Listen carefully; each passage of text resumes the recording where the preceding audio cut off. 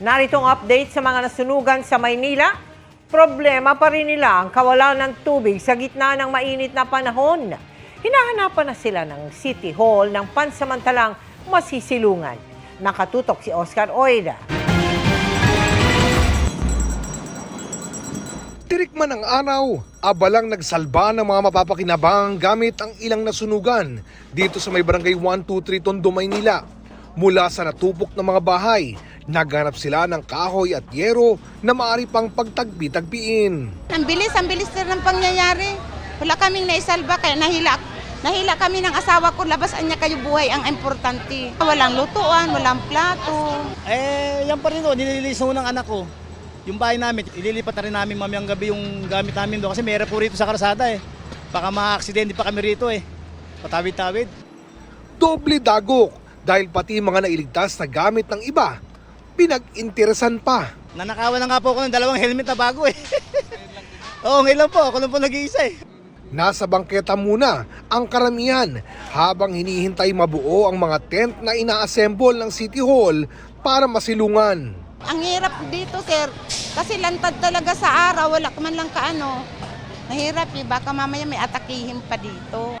Ang mga biktima naman ng hiwalay na sunog dito sa may port area sa Maynila, inabutan ko sa pila para sa makukuhang ayuda.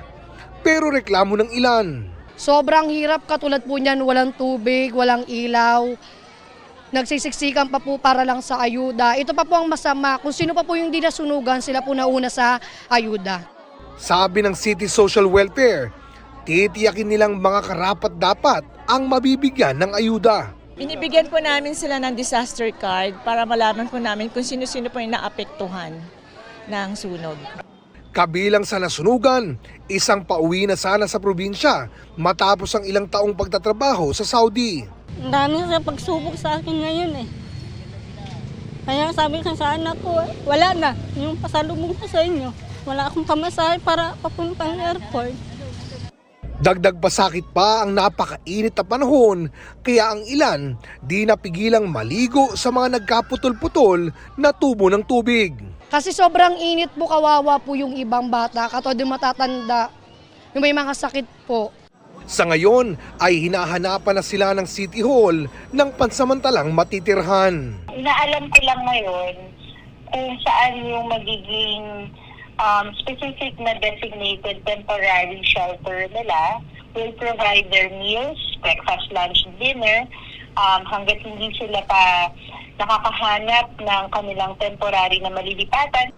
Para sa GMA Integrated News, Oscar Oida, nakatutok, 24 oras.